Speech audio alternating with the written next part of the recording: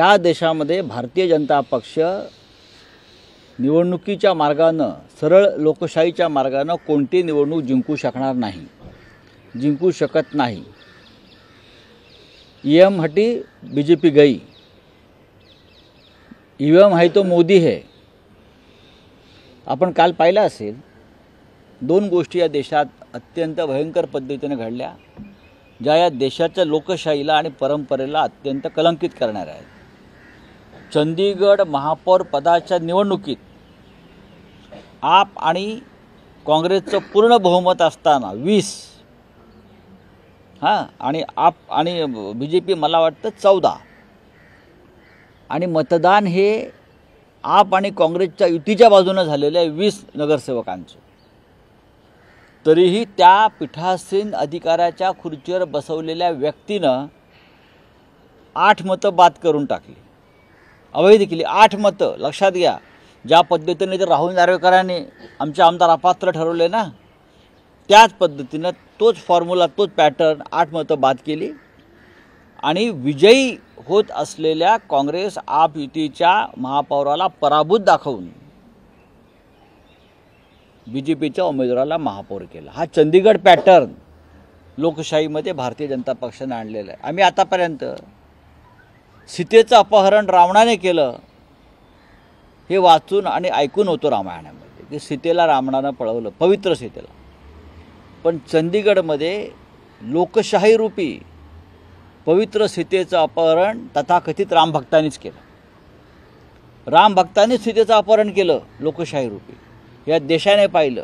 हा चंदीगड पॅटर्न हे 2024च्या निवडणुकीच्या निकालानंतर सुद्धा वापरणार आहेत। अशा प्रकारे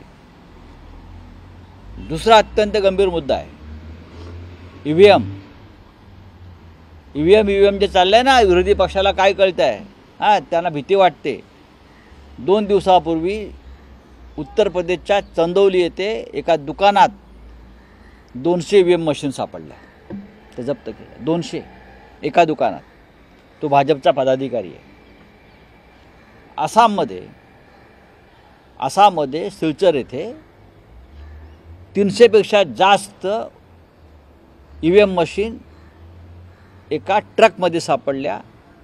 तो ट्रकसुद्धा भारतीय जनता पक्षाच्या तिकडल्या प्रमुख पदाधिकाऱ्याच्या नावावर आहे। लोकसभा निवडणुका जसजशा जवळ येतात तर तसा ईव्हीएम मशीन ठिकठिकाणी सापडत आहेत, लोक पकडून देत आहेत। हा काय खेळ आहे? त्याहीपेक्षा भयंकर, ईव्हीएम बनवणारी जी कंपनी आहे, इलेक्ट्रॉनिक व्होटिंग मशीन बनवणारी कंपनी भारत इलेक्ट्रिकल लिमिटेड, हा सरकारी उपक्रम आहे। अत्यंत गुप्त पद्धतीने तिकडे काम केलं जातं। तिथे आतापर्यंत कधी राजकीय हस्तक्षेप नव्हता। संरक्षण विषयक सुद्धा अनेक कामं तिथे केली जातात।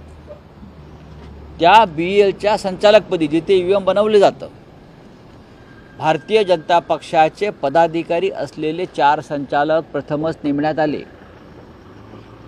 आणि त्यातले बहुसंख्य पदाधिकारी हे गुजरातचे आहेत। त्यातले एक राजकोटचे श्रीमान मनसुखभाई आहेत। हा मनसुखभाई पॅटर्न आता ईव्हीएममध्ये राबवला जातो आहे। त्याच ईव्हीएम कंपनीमध्ये, त्याच BELमध्ये ईव्हीएममध्ये जी कोड आणि चिप टाकली जाते गुप्त, ती सुद्धा तिथेच बनवली जाते आणि त्याच्यावर 4ही संचालक जर भारतीय जनता पक्षाने नेमले असतील तर हा मनसुख पॅटर्न आणि चंदीगड पॅटर्न या 2 पॅटर्नच्या माध्यमातूनच पुढली लोकसभा निवडणूक लढली जाईल का अशी शंका लोकांच्या मनात आहे। आधीच लोकांचा ईव्हीएमवर विश्वास नाही, त्याच्यामध्ये ज्या पद्धतीनं देशामध्ये ईव्हीएम सापडत आहेत ठिकठिकाणी 1000, 500, 400, या कशासाठी आणि कोणाच्या मालकीच्या आहेत? हा काय घोटाळा आहे? आणि ईव्हीएम बनवणाऱ्या कंपनीवर भारतीय जनता पक्षानं स्वतःचे 4 स्वतंत्र संचालक का नेमले आहेत हे कोणी सांगू शकेल का? भारतीय जनता पक्ष हा डरपोक पक्ष आहे। लोकांसमोर जायची त्यांच्यामध्ये हिंमत नाही, मग अशा पॅटर्न राहून ते निवडणुका जिंकतात। ईव्हीएम नसेल किंवा चंदीगड पॅटर्न नसेल तर भारतीय जनता पक्ष म्हणजे बेईमानी केल्याशिवाय ती चंदीगडमधली निवडणूक जिंकू शकत नाही, महापौर पदाची ग्रामपंचायत निवडणुका जिंकू शकत नाही, आणि हे देशावर राज्य करायला निघाले किंवा करतायत।